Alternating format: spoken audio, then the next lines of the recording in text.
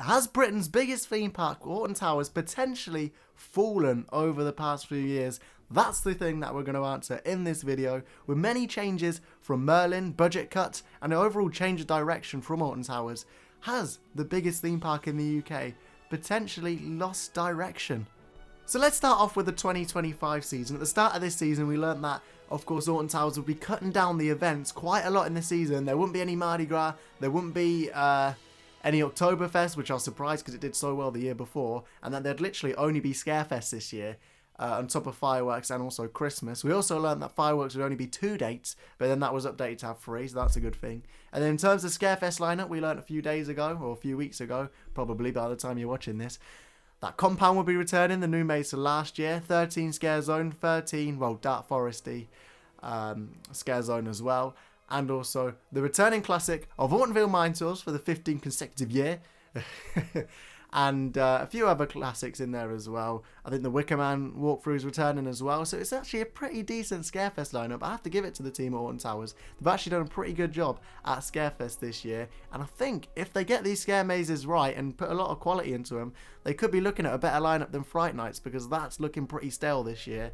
Whereas Alton Towers, they've got a few new things in there, which is good, and you'd expect it really, especially with them cutting 2 events out of the season, which is quite big really.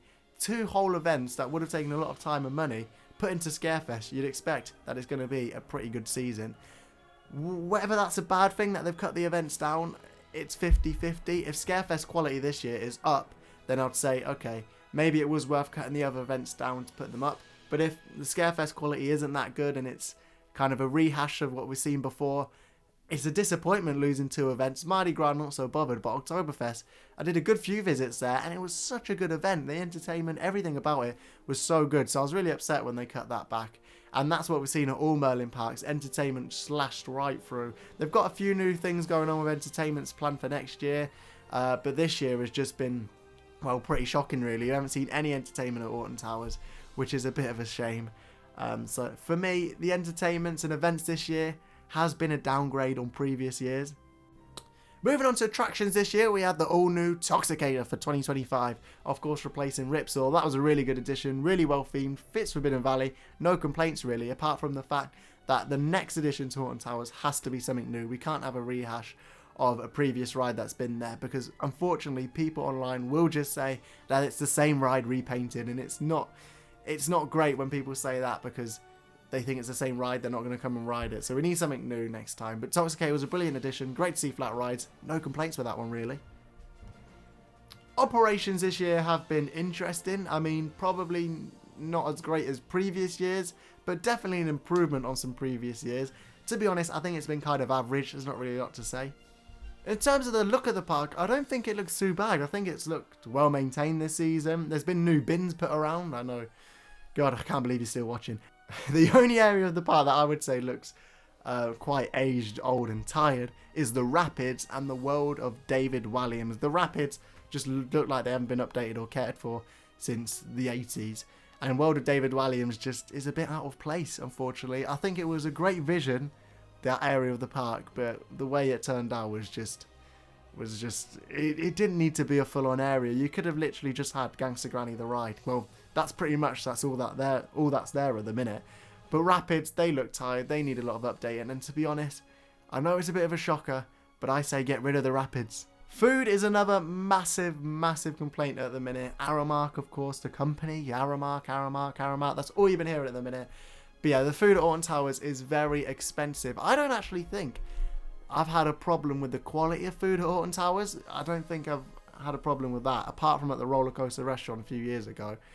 But apart from that, I don't think the quality is too bad for theme park food, but the pricing is massive. I mean, I went to Pizza and Pasta maybe last season, and I actually quite enjoyed it. It weren't too bad. They started doing like free apple juice and stuff like that.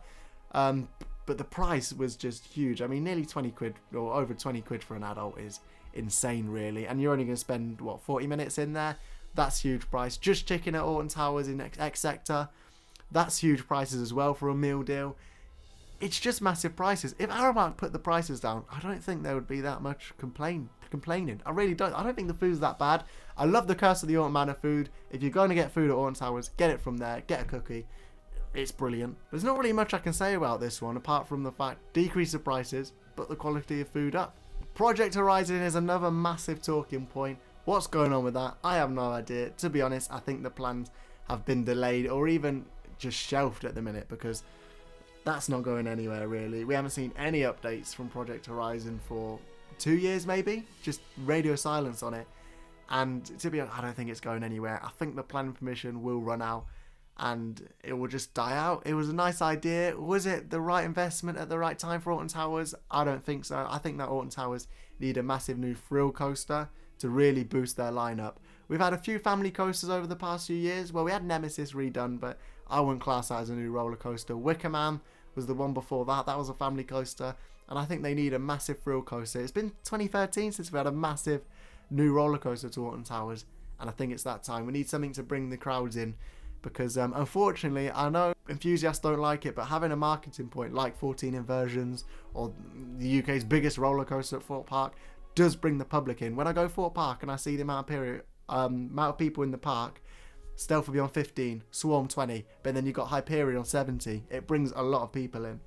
And for now, I think that would really help Alton Towers. Finally, we've seen a lot of changes in the corporate structure of Merlin and Alton Towers. There's been loads of stuff going on within Merlin. I don't even know the half of it. But Alton Towers, Bianca, of course, left a few days ago, which is very sad. She brought a lot of good things to the park. Some bad things as well happened during her time. But I think the fact is, it's not about the person who's in control of Alton Towers. It's the person behind that, or the company behind that, Merlin. What money they give out, what direction they want the park to go in. It's up to them at the end of the day. And yeah, we'll have to see what the future looks for Alton Towers. At the minute, I think the park is doing fine. Not as well as they could be doing. But for that to happen, I think they need a big new major roller coaster. And general improvements in the park would make a big difference. But to be fair, I don't think the park is looking too shabby. I think Scarefest looks pretty good this year. Fireworks is always a hit. And I'm sure it will be this year as well. And overall, I think the park, hotels, Splash Landing is another talking topic. As why is that only open till like 6 o'clock in the summer? Why? But with that said, it's been a very opinionated video. So let me know your thoughts in the comments down below on how Alton Towers is doing. Do you think they're doing the best they ever have done? Do you think they're doing shockingly? Do you think they're doing averagely? Let me know in the comments down below. And what would you like to see at Alton Towers in the future? Let me know. I'd love to read all of your comments. I will be back uploading. I promise. There's been a lot going on recently. But I will be back posting videos regularly very, very soon. Actually, let's say as of now, regular uploads every single week. And thank you so much for watching. See you in the next video. Sarah.